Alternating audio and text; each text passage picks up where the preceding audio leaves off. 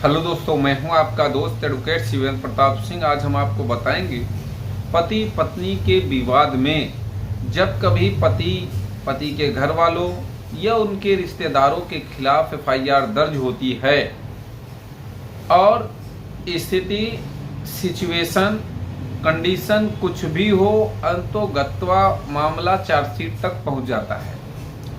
यानी कि आपके केस में चार्जशीट फाइल हो गई, चालान पेश हो गया।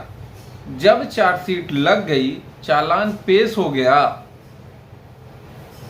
तो ऐसी स्थिति में जब सम्मन आपको आया, सवाल यहीं से शुरू होता है कि सम्मन रिसीव करना चाहिए या नहीं।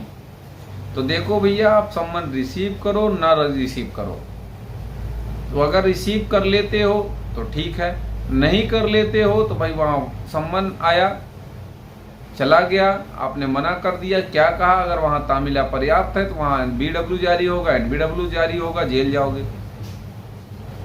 अब सम्मन रिसीव कर लिया, तो भाई सम्मन रिसीव कर लिया तो आप हाई कोर्ट आ सकते हो। अगर बेल नहीं कराना है तो ध्यान रखें, कुछ लोग ऐसा भी बोलते हैं कि आपको बेल कराना ही पड़ेगा, तो बेल कराना ही पड़ेगा, ये कोई कहा नहीं जा सकता। देखिए, हाई कोर्ट आने से फायदा आपका यही है कि आपको लोअर कोर्ट का चक्कर नहीं रहेगा, आपको लोअर कोर्ट में बेल कराने की जरूरत नहीं पड़ेगी।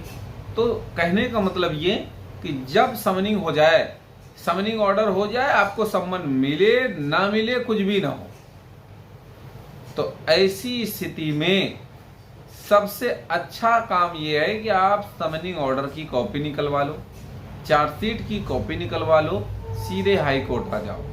अब हाई कोर्ट स्टे भी दो टाइप का होता है। एक तो नॉर्मली नेक्स्ट डेट लिस्टिंग तक का स्टे हो गया कि जब तक अगली डेट आती है तब तक नो कोर्सिव कर दिया गया या स्टे कर दिया गया कि वहां लोअर कोर्ट में कुछ नहीं होना है। अब एक स्टे ये होता है कि फाइनल हियरिंग होकर प्रोसीडिंग स्टे हो जाए। अब जब प्रोसीडिंग स्टे हो जाएगा तो ये समझो कि लोअर कोर्ट में तारीखें बंद, वहां कुछ भी नहीं होगा, कोई तारीख नहीं चलेगी, कोई जमानत की जरूरत नहीं है। तीसरा लाभ, आप चार्जशीट चैलेंज करने गए हैं, आप समनिंग ऑर्डर चैलेंज करने गए हैं, आपका ये कहना है कि जो चार्जशीट लगाई गई फर्जी लगाई गई है, मेरे ऊपर ये आरोप प्रत्यारोप जो लगाए गए हैं निराधार हैं, झूठे हैं, ये बनते ही नहीं है। तो अगर वास्तव में ऐसा हुआ और ये कहने बताने में साबित करने में आप सफल हो गए, आपके वकील साहब सफल हो गए, तो ऐसी स्थिति में चार्जशीट क्वैश हो जाएगी। यानी कि हाई कोर्ट उस मुकदमे को रद्द कर देगा, खत्म कर देगा जो लोअर कोर्ट में आप लड़ने वाले थे।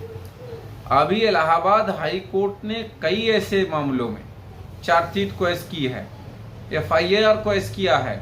यानी कि 498A के मामले में ही माननीय इलाहाबाद हाई कोर्ट का जजमेंट 29/7 का जजमेंट देख लीजिए, 30/7 का जजमेंट देख लीजिए, और सभी जजमेंट्स पे, सभी ऑर्डर पे मैंने वीडियो भी डाल रखा है, उसको आप देख लो।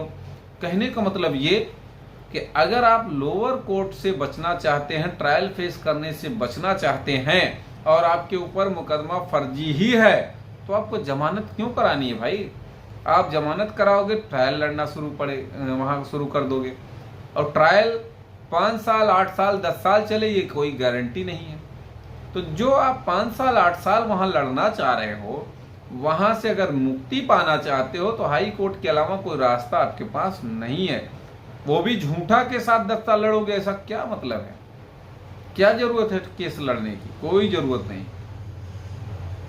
तो हाई कोर्ट आने से पहले अगर आप विचार बना रहे हैं, समनिंग ऑर्डर की कॉपी निकलवा लीजिए, चार्जशीट की कॉपी निकलवा लीजिए, केस डायरी लेके आइए, और रिलेवेंट एविडेंस जो आपके पास है वो, ये 4 पेपर जरूरी है। केस डायरी की सर्टिफाई नहीं मिलती, ये भी मैं बता दूं, केस डायरी की सर्टिफाई कॉपी नहीं मिलती है, तो केस डायरी फोटोकॉपी ले लीजिए, ऑर्डर शीट माफ करिएगा, समनिंग ऑर्डर ले लीजिए, और फिर आप चार्जशीट ले लीजिए। उम्मीद करता हूं, आशा करता हूं आज का यह वीडियो आपको बेहद पसंद आया होगा। अगर वीडियो पसंद आया तो वीडियो को लाइक करें, शेयर करें। यूट्यूब चैनल शिवेंद्र हाईकोर्ट को जरूर सब्सक्राइब करें।